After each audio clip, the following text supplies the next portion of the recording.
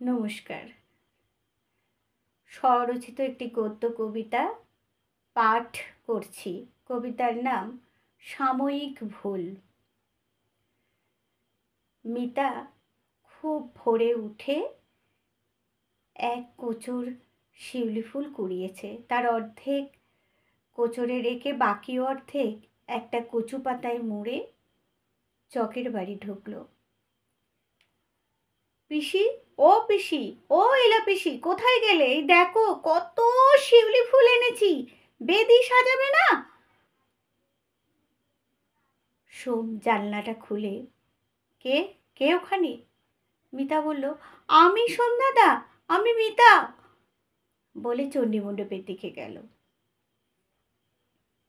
যেতে যেতে বলতে লাগলো, দুপুরে এসে ভোগ নিয়ে যাব। সন্ধে পুজোর প্রদীপ আমিই সাজিয়ে দেব। আজ মহা অষ্টমী, বিকালে মহানবমী লাগবে। সন্ধি পুজোতে যে গোটা ফলগুলো বলি হবে তা ধামাই করে দাও, আমি এখনই পদ্মপুকুর থেকে ধুয়ে আনি। বলে বেদির ওপর ফুলগুলো রাখতে তার চোখ পড়ল চণ্ডী মণ্ডপে চণ্ডীই নেই। কিছু দূরে সন্ধ্যাদা দাঁড়িয়ে।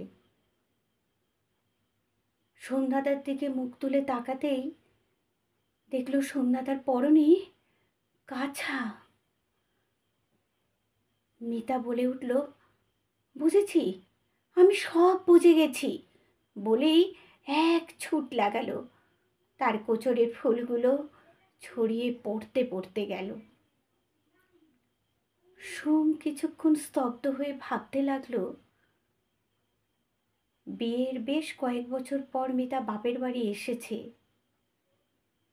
কিছুক্ষণের জন্য সে শৈশবে ফিরে গেছে।